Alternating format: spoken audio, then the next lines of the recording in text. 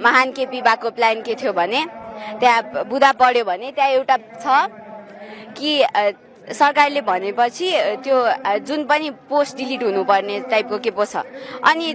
त्यो त एकदमै पावर हङ्ग्री टाइपको भएन भने आफ्नो विरोधमा कसैले केही भनिदियो भने ट्याक्क लाउने डिलिट हानिदिने आफ्नो विरोधमा कसैले केही भन्न पनि पाउँदैन आफू एउटा sole supreme leader North Korean टाइपको डिक्टेटरसिप भएन त्यो हाम्रो केपीबा त्यस्तो सुप्रिम हो भने अनि उहाँको त्यस्तो त्यति धेरै मतलब भ्रष्टाचारको कुराहरू छ के छ उता गिरिबन्धु टी स्टेट के छ उहाँको के काण्ड छ हाम्रो महेश बस्नेत महान हाम्रो पहिलाको सांसदजीको के छ नि अब सोसियल मिडियामा उहाँहरूको विरोधमा केही भन्नै नपाउने हो भने त उहाँहरूको नराम्रो कुरा त अफकोर्स बाहिर त आउँदैन अनि एउटा प्रपर डेमोक्रेसीमा लिडरहरूलाई क्रिटिसाइज गर्न मिल्दैन भने त्यो कहाँको डेमोक्रेसी भयो त्यो डिक्टेटरसिप भयो हामीले यति दुःख गरी लिएर आएको हामी भन्दा पनि अब हाम्रो पुर्खाहरूले म त जन्माएको थिइनँ कि दुःख गरेर लिएर आएको डेमोक्रेसीको के अर्थ भयो हामीलाई सोल डिक्टेटरसिप एउटा मात्रै सुप्रिम लिडर चाहिएको भए त राजा महेन्द्रको पञ्चायतै ठिक थियो नि के खाने यत्रो आन्दोलन गरेको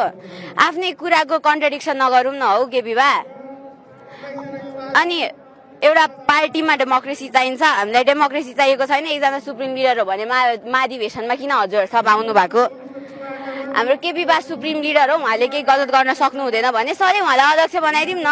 उहाँले जसलाई भन्नुहुन्छ त्यतिलाई सदस्य बनाइदिउँ उहाँले जसलाई भन्नुहुन्छ त्यतिलाई जागको पनि लिडर बनाइदिउँ के काम पर्यो निर्वाचनको के काम पर्यो महाधिवेशनको हामीलाई केही चाहिएन नि केपीबाले जे भन्नुहुन्छ त्यही गरौँ संविधान पनि चाहिएन केपीबाले जे भन्नुहुन्छ त्यही गरौँ मैले केही क्राइम गरेँ केपीबाको मान्छेले केही क्राइम गर्यो भने म चाहिँ 10 वर्ष जेल बस्छु केपीबाको मान्छे 10 दिनमै फुत्केर आउँछ केपीबा सुप्रिम लिडरलाई त्यो सबै गर्न लगाइदिउँ न हामीलाई संविधानको के काम के अरे न्यायपालिकाको के काम हामीलाई संसदको के काम जे केपीबाले जे भन्नुहुन्छ त्यही गरिदिउँ भइहाल्छ नि सोसियल मिडिया बिल पास गरौँ केपीबाको युनानिमस कन्ट्रोल बनाइहालौँ केपीबाले जे भन्नुहुन्छ त्यही राइट जे भन्नुहुन्न त्यो रङ केपीबाले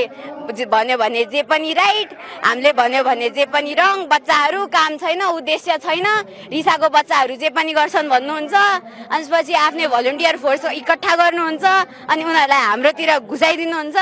अनि सिंहदरबार जलाउनुहुन्छ अब केपीबाले नै गर्नुभयो त भनिनँ मैले तर जो पनि हुन सक्थ्यो के त्यो Gen Z is just an age group एउटा बच्चाहरूको टोलीलाई सिंहदरबार जलाइस तिमीहरूको इतिहास तिमीहरूलाई इतिहासको बाल छैन भनेर हुँदैन नि त इतिहास भन्दा इम्पोर्टेन्ट त यो देशको फ्युचर छ होला नि त इतिहास त भइरहेको छ हिजो भएको कुरा पनि इतिहास हो तर फ्युचर धेरै इम्पोर्टेन्ट हुन्छ नि त इतिहास जति गौरवशाली भए पनि फ्युचरको कुरा हुन्छ नि त